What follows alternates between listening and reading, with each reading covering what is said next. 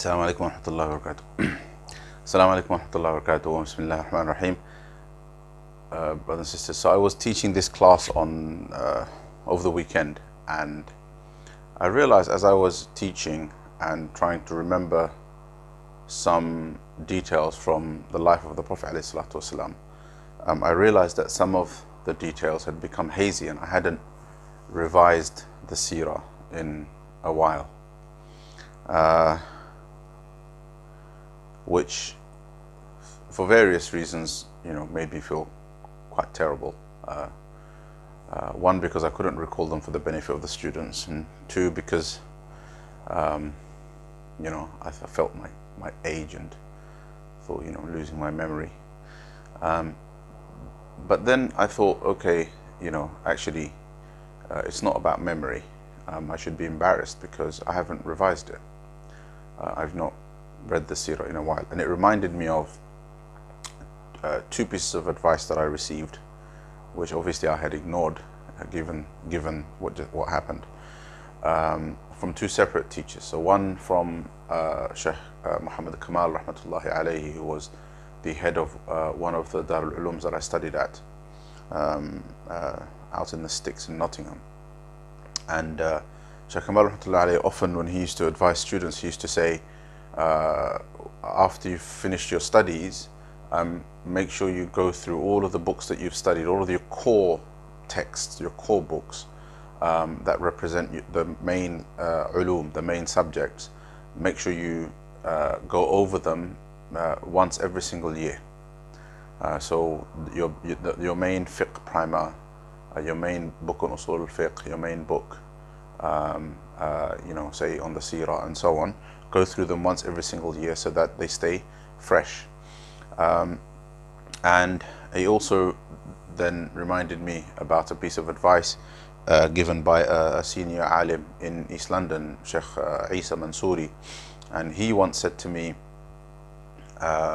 Shams, there are certain books that you have to basically assume they are fundamental to your curriculum, right?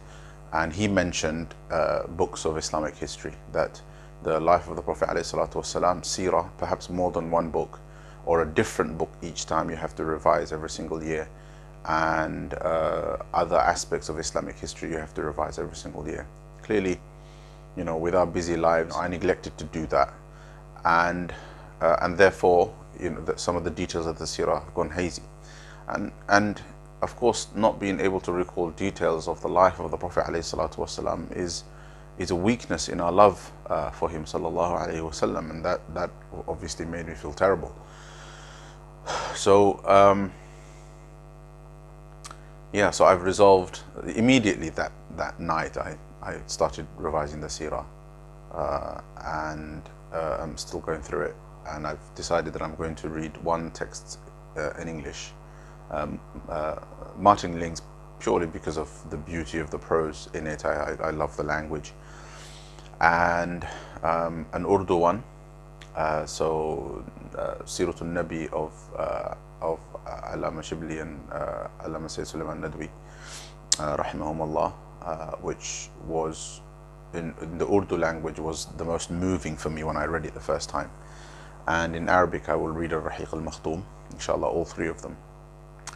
So and what I would add to that is, student or knowledge or not, generally for people, for everybody, we should go through the seerah once, and I would add that we should also go through the translation of the Quran once a year, so that also remains in front of us. So one is to do with connecting with the Prophet ﷺ, and you could even say it's a requirement of love of the Prophet ﷺ that we know about him.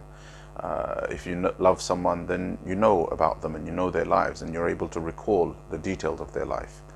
And the other is about connecting to Allah subhanahu wa ta'ala, because Allah subhanahu wa ta'ala gave mankind a message. The primary beneficiaries of that message are the believers. Allah subhanahu wa ta'ala, although from a da'wah point of view, addresses all of humanity, but he says it is a guidance for people who turn to Allah, and it is a guidance for believers. يهدي به الله من اتبع رضوانه Allah subhanahu wa ta'ala says that He guides by it those who pursue His pleasure, those who pursue the pleasure of Allah subhanahu wa ta'ala. And He says, Hudan lil muttaqeen, the Quran is a guidance for the God-fearing. And therefore it's for us, and it is I was going to say unforgivable, but Allah forgives all.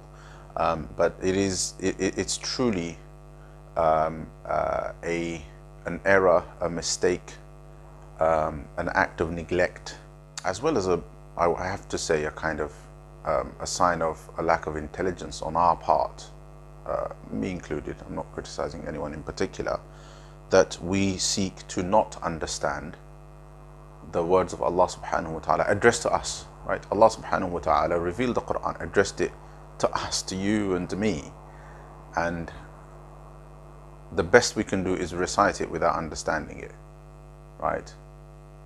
The worst is, obviously, as you know.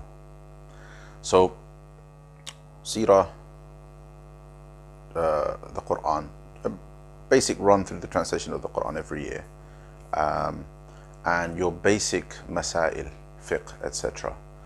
And if you're not the reading type, then listen to a lecture series or attend a course.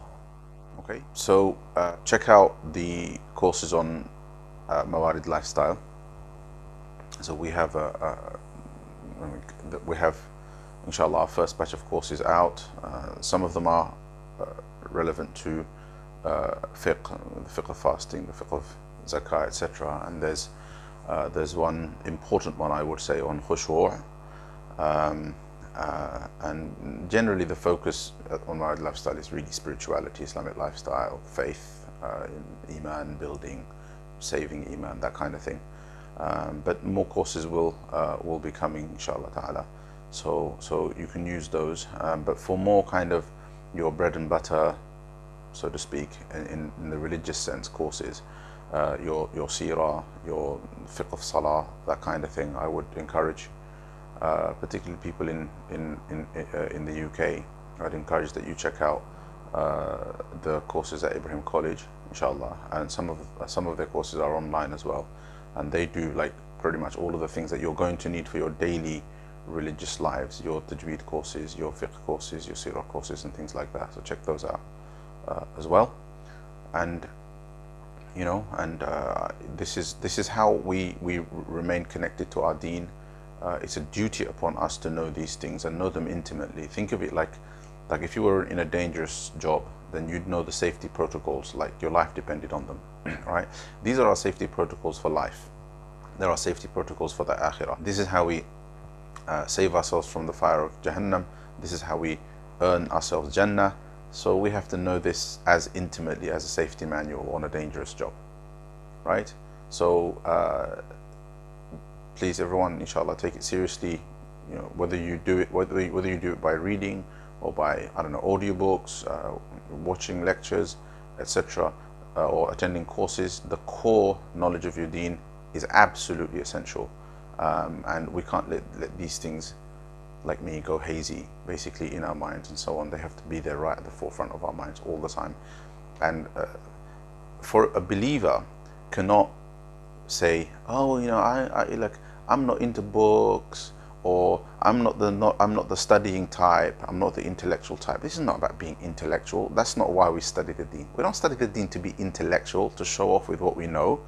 We study the deen to practice it. If you're going to practice something, you have to know it, right? You don't make that excuse. You don't say, oh, I'm not the reading type when a letter arrives or an important document arrives. This is not an excuse, okay? Everybody has to be the reading type. You can read. If you can't read, then listen. All right? You know, and if that's too much, then watch. Find a way to learn. There is no excuse from learning. It is an obligation. طلب العلم فريضة على كل مسلم.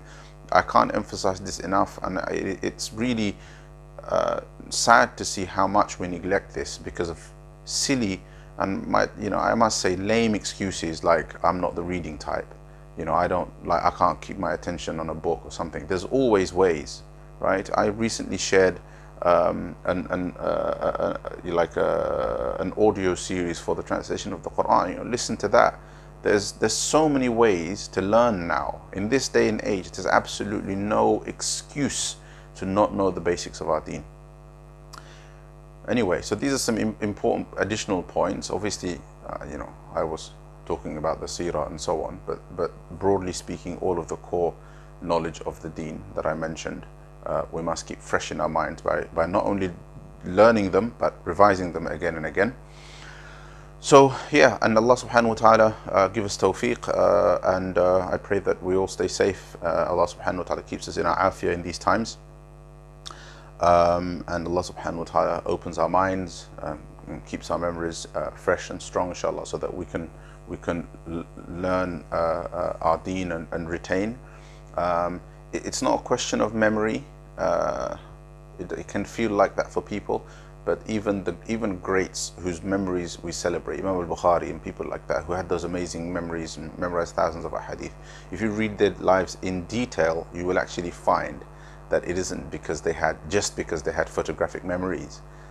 They did memorize, and they did obviously do the work, the initial work of compiling everything, but then they revised. Though it is actually well established about the muhaddithun that whatever they learnt, they revised all the time. It was not they learnt it and then it was remembered for the rest of their life. That's a misunderstanding. They revised everything that they knew. But it was, so what's the secret here? It's the dedication. That's the secret. The dedication is the secret. We have to be dedicated to knowing and to retaining what we know, and then to acting according to what we know about the deen. That's the most important thing in life. Jazakumullah khairan. Assalamu alaikum wa rahmatullahi wa barakatuh.